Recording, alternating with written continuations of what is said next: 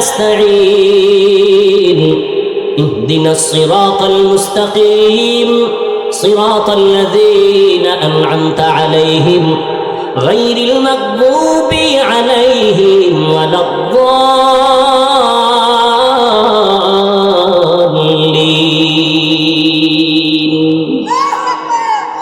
আল্লাহর কালাম যত শুনি ততই মজা। কেমন এটা আল্লাহর আসমানি আওয়াজ।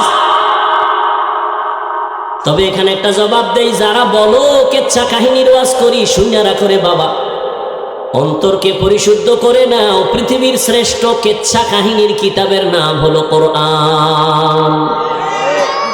বলার সময় নাই, 2000 আয়াতে আছে কোরআন শরীফে শুধু কেচ্ছা কাহিনী। কেচ্ছা কাহিনীর শ্রেষ্ঠ কিতাবের নাম কোরআন। তুমি কি বুঝো? জমিনের মধ্যে শ্রেষ্ঠ কেচ্ছা কাহিনীর কিতাব হলো হাদিস। এরপরেও আমরা দুই একটা কেচ্ছা কাহিনী কোরআন হাদিসের বাইরেও যদি শুনাই, তবে সোনা বন্ধের গান শুনাই না। আমরা এমন কেচ্ছা শুনাই যাদের কেচ্ছা শুনলে মানুষের দিল নরম হয়, চোখে পানি আসে। এরে নবীরা আশেক, আল্লাহর ওলিদের কিচ্ছা চোখে পানি আসবে। ভালো করে বুঝো। ওই